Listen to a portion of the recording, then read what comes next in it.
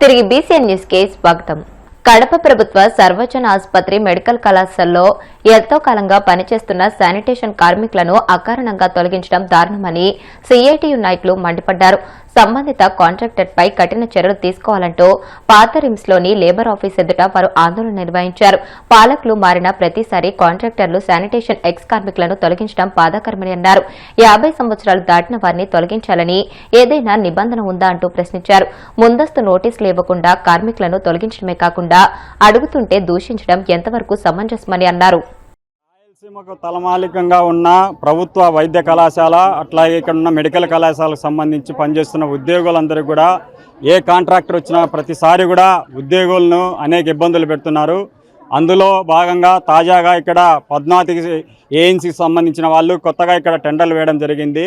ఇక్కడ పనిచేస్తున్న ఉద్యోగులందరినీ అనేకమైన ఇబ్బందులు పెడుతున్నారు. వచ్చిన మొదటిలో వీరందరినీ కూడా విద్యార్హత లేదు కాబట్టి వీళ్ళందరినీ కూడా సూపర్వైజర్లుగా తొలగిస్తామని చెప్తున్నారు. ఒకవైపున విద్యార్హత లేదు కాబట్టి మేము సూపర్వైజర్లందరూ కూడా డిగ్రీ విద్యార్హత లేదని సూపర్వైజర్లను తొలగిస్తామని చెప్తున్నారు. రెండోది ఒకవైపున మరొకసారి కూడా ఇక్కడ 50 సంవత్సరాలు పైబడి ఉన్న వాళ్ళందరినీ కూడా మేము తొలగిస్తామని చెప్పారు. తాజాగా ఇప్పుడు ఇక్కడ 67 మందిని దాదాపు 50 సంవత్సరాలు మీకు పైబడి ఉంది అని తొలగించమని చెప్తున్నారు. ఒకవైపునేమో ఈ రాష్ట్ర ముఖ్యమంత్రి గారు నారా చంద్రబాబు నాయుడు గారు ఉద్యోగులందరికీ కూడా ఏదైతే ప్రభుత్వ రంగంలో పనిచేసే ఉద్యోగులు గతంలో 58 సంవత్సరాలు రిటైర్మెంట్ ఉంటే వాళ్ళందరినీ కూడా 60 సంవత్సరాలు పెంచారు. 60 సంవత్సరాల నుంచి 62 సంవత్సరాలు పెంచారు. ఇప్పుడు తాజాగా 60 సంవత్సరాలు పెంచడం కోసం రాష్ట్ర ప్రభుత్వం ప్రయత్నం చేస్తుంటే ఇక్కడ పద్మావతి ఏజెన్సీకి సంబంధించిన వాళ్ళు 50 సంవత్సరాలు ఉండే వాళ్ళనే తొలగించడం కోసం ప్రయత్నం చేస్తున్నారు. ఇది చాలా దారుణమైన విషయం అనేది సిఐటిగా మేము హెచ్చరిస్తున్నాం. ఎక్కడ కూడా 50 సంవత్సరాల పైబడి ఉద్యోగులు తొలగించాలని ఏ ఎంఓయూలో కూడా లేదు, ఈయనకు ఉందని చెప్తున్నారు. దానికి ఇక్కడ ఉన్న లేబర్ అధికారులు కూడా కొమ్ము కాస్తున్నారు. గతంలో కూడా చర్చల పేరుతో కూడా ఇక్కడ లేబర్ అధికారుల దగ్గరికి వినతిపత్రం ఇచ్చాము. వారు కూడా మేము మాట్లాడుతున్నాం, ఏ ఉద్యోగిని కూడా తొలగించారని చెప్పారు. తాజాగా ఇప్పుడు వీళ్ళందరినీ కూడా తొలగించారు. మరొకటి వారు 3 నెలల నుంచి కూడా వేతనాలు ఇవ్వకుండా వీళ్ళందరినీ కూడా ఇబ్బంది పెడుతున్నారు. కాబట్టి ఆ ఏఎన్సీని తక్షణం బ్లాక్ లిస్ట్లో పెట్టాలని సిఐటిగా డిమాండ్ చేస్తున్నాం. ఆ ఏఎన్సీని రద్దు చేసి నూతన ఏఎన్సీ తీసుకోవాలా. వీళ్ళందరినీ కూడా ఏదైతే జనరల్ ఫండ్ ఉంటుందో హాస్పిటల్ యొక్క అభివృద్ధి నిధుల్లోంచి వీళ్ళకి వేతనాలు ఇస్తూ ఆసుపత్రి కిందనే వీళ్ళు నేరుగా కాంట్రాక్ట్ కొనసాగించాలని సిఐటిగా మేము డిమాండ్ చేస్తున్నాం. ఇక్కడ ఉద్యోగులను తొలగించిన వారిని అందరినీ కూడా తిరిగి విధుల్లో పెట్టుకోకపోతే సిఐటిగా పెద్ద ఎత్తున పోరాటం చేస్తాం.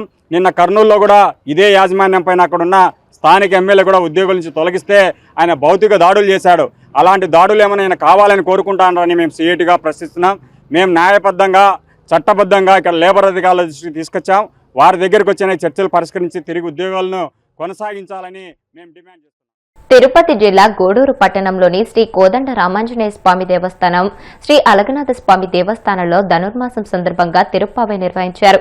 నెల రోజుల పాటు ప్రతిరోజు వేకువజామున గోదాదేవికి ప్రత్యేక అలంకరణ ఏర్పాటు చేసి తిరుప్పావైని పఠించనున్నారు. భక్తులు అధిక సంఖ్యలో తిరుప్పావైలో పాల్గొని తీర్థ ప్రసాదాలు స్వీకరించారు.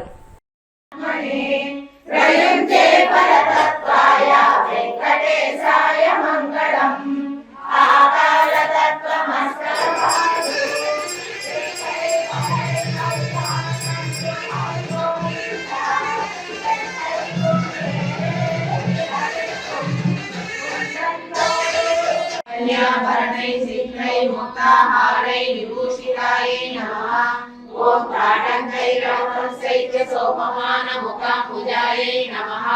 ఓం పద్మహస్తాయై నమః. ఓం హరివల్లభాయై నమః.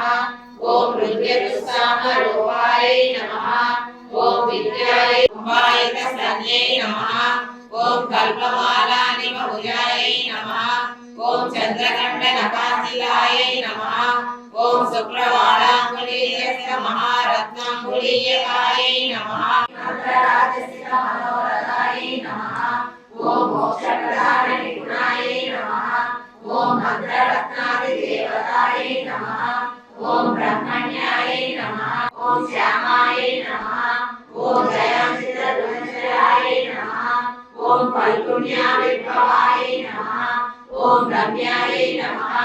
ఓం ధనుర్మాస కృతవతాయై నమః. ఓం చంపకాశోక పున్నాక నిరుపేద రజకులు పేడూరి రామారావు పొలాన్ని కొందరు ఆక్రమించారని వారికి న్యాయం చేయాలని కోరుతూ బాధితుల కుటుంబ సభ్యులు జిల్లా రజక సంఘం నాయకులు కలిసి నూజివీడు డీఎస్పీ కేఎన్వి ప్రసాద్ కు వినతి పత్రం అందజేశారు. సంబంధించిన డీఎస్పీ సంబంధిత అధికారులతో మాట్లాడి వారికి న్యాయం చేస్తానని హామీ ఇచ్చారు. ఈ సందర్భంగా ఉమ్మడి పశ్చిమ గోదావరి జిల్లా రజక జన సంఘం అధ్యక్షులు కట్లయ్య మాట్లాడుతూ సమస్యపై తక్షణమే స్పందించిన డీఎస్పీ ప్రసాద్ కి కృతజ్ఞతలు తెలియజేశారు. ఈ కార్యక్రమంలో రజక సంఘం నాయకులు కొమ్మంటి మురళి, యలమంచిలి నాగశేషు, లక్ష్మీ ప్రసన్న తదితరులు ఉన్నారు.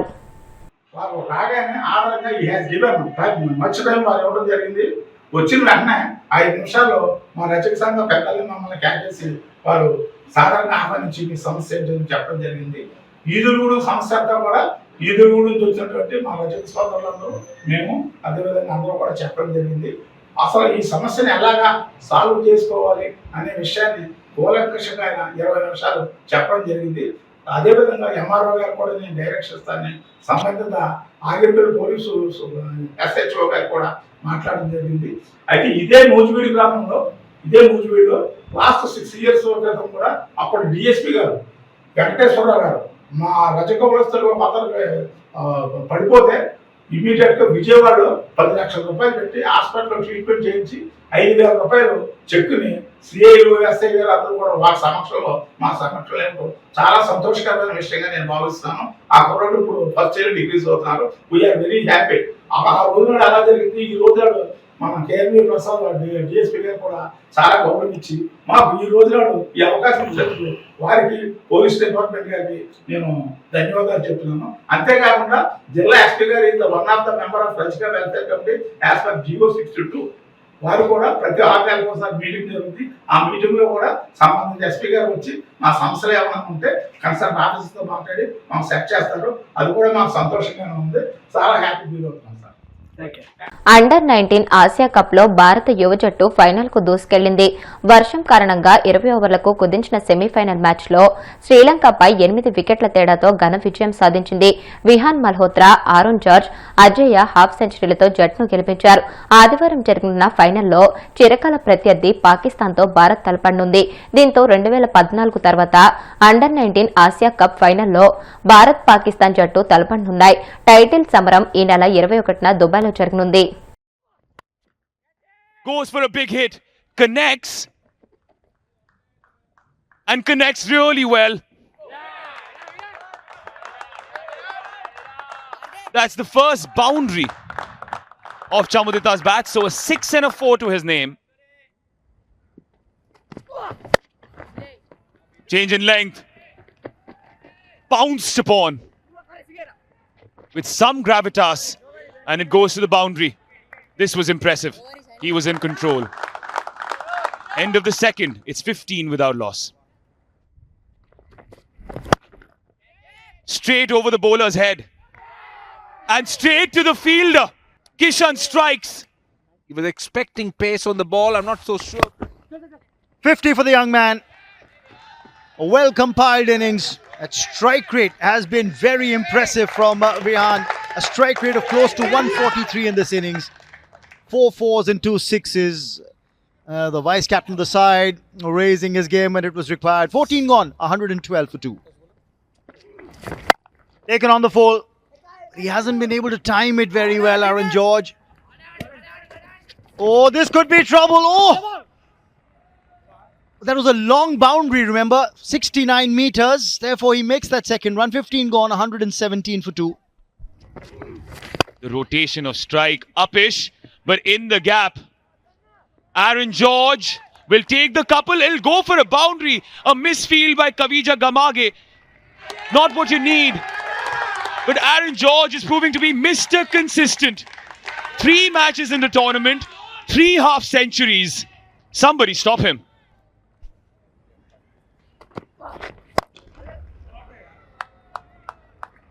Up and over.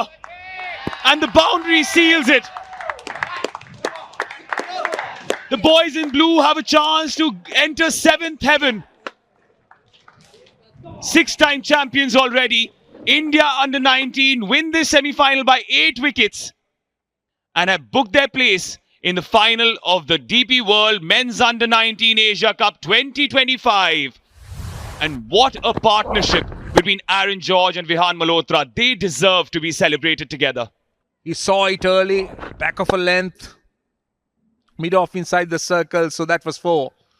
But it's the way India finished things off, it's the way the partnership was built, and eventually a very comprehensive win by 8 wickets with 12 balls.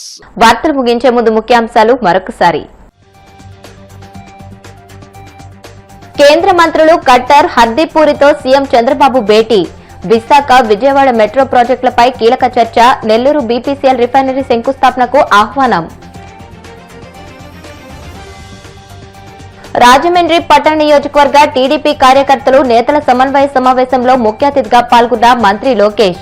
వచ్చే 15 ఏళ్లు కూటమి ప్రభుత్వమే అధికారంలో ఉంటుందని ధీమా. తన వైఫల్యాలు, తప్పులను అధికారులపై వేసి సీఎం చంద్రబాబు తప్పించుకునే ప్రయత్నం చేస్తున్నారు. మండిపడ్డ మాజీ మంత్రి Perni Nani. Under-19 Asia cup semis లో శ్రీలంకపై భారత్ ఘన విజయం. టైటిల్ కోసం ఫైనల్లో పాకిస్తాన్ తో తలపడనున్న యువ భారత్. ఈ వార్తలు ఇంతటితో సమాప్తం. మరిన్ని వార్తల కోసం BCN digital YouTube channel, Facebook page ని ఫాలో అవ్వండి. అప్డేటెడ్ వార్తల కోసం ప్లీజ్ సబ్స్క్రైబ్.